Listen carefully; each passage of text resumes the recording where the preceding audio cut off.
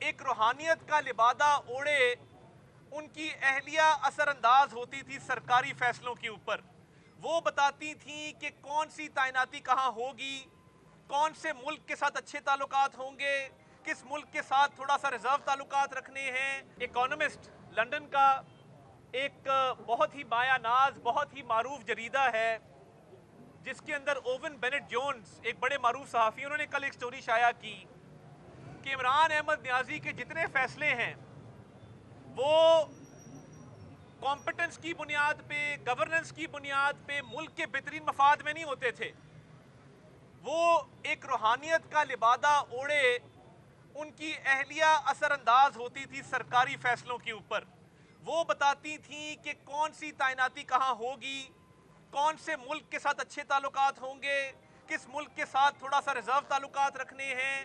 اور یہ تمام معاملہ جو روحانیت کے لبادے میں تھا, یہ باقاعدہ سپرسٹیشن کی بنیاد پہ, لفظ یوز ہوا ہے سپرسٹیشن, تو یہ باقاعدہ ایک ان کی اپنا ایک روحانیت کا آئیڈیا تھا جس کے تحت یہ فیصلے کیے جاتے تھے. اور یہ تمام فیصلوں پر وہ نہ صرف اثر انداز ہوتی تھیں بلکہ وہ انشور کرتی تھی کہ یہ ہر فیصلہ اس پر عمل درآمد ہو.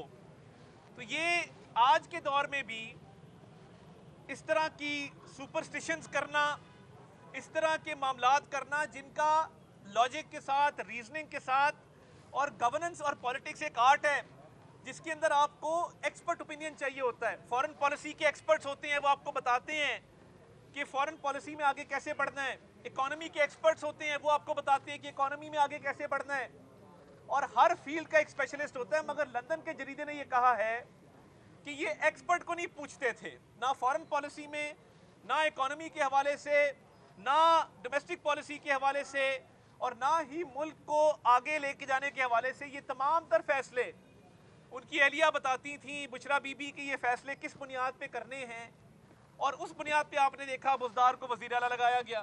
اس بنیاد پہ آپ نے دیکھا کہ بہت بہت اہم فیصلے اس ملک کے جن کا تعلق ملک کی سالمیت, ملک کی آگے بڑھنے سے تھا, ملک کی ترقی کے ساتھ تھا, وہ تمام فیصلے اس سپرسٹیشن کے اندر کیے گئے. اور ایک بندہ جو اس طرح کے معاملات کے تحت گورننس کو چلاتا ہو, یہ انتہائی افسوسناک ہے. اور جو جھوٹے الزامات اس نے پوری دنیا پہ لگائے دھرنوں کے دوران 2017 میں, یہ جو شہباز شریف صاحب پہ 10 ارب روپے کی آفر والا الزام لگایا کہ 10 ارب روپے لے لو اور یہ پاناما کیس واپس لے لو, یہ کئی بار دہرایا. یہ ٹی وی پروگرام میں دہرایا, یہ پریڈ گراؤنڈ میں جلسے کے دوران دہرایا, یہ شوکت خانم پشاور کی تقریب میں دہرایا, یہ کراچی ایئرپورٹ پہ کارکنان سے خطاب کے دوران دہرایا. اس شخص کی تاریخ یہ ہے کہ یہ جب بولے گا جھوٹ بولے گا, اور جب فیصلہ کرنے پہ آتا ہے تو آج دنیا کے جریدے یہ کہہ رہے ہیں کہ فیصلوں کے پیچھے ایک پورا سسٹم تھا جھوٹ کا, بہتان کا. اور وہ تمام فیصلے وہ خاتون خانہ کرواتی تھیں اپنی ایک, انہوں نے اپنا ہی روحانی سلسلہ بنایا تھا. بندہ پوچھے, دنیا کے اندر ادارے ہیں اور بڑے بڑے عالم فاضل مفتی صاحبان موجود ہیں جو دین کی تعلیم دیتے ہیں, جو عزت کی جگہ پہ ہیں. جامعہ ازہر ہے, دنیا کے اندر یونیورسٹیز ہیں, ہمارے ہاں انٹرنیشنل اسلامک یونیورسٹی ہے, ہمارے ہاں پیر صاحبان ہیں, مشائخ ہیں, مفتیان ہیں جو دین کی تعلیم دیتے ہیں, اور لوگ باقاعدہ یہ تعلیم حاصل کرتے ہیں. تو یہ کون سی دین کی تعلیم تھی یا روحانیت تھی جس کا ذکر اس جریدے کے اندر ہوا ہے, جس کے تحت پاکستان کی تقدیر کے فیصلے سابق وزیر اعظم عمران خان کرتے تھے.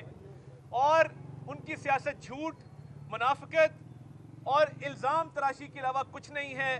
آج خیبر پختونخوا کے صوبے میں مجھے بتائیں کتنے ہسپتال, یونیورسٹیاں, کالج, کتنی سڑکیں بنی ہیں, کتنے میگا پروجیکٹ لے کے آئے ہیں.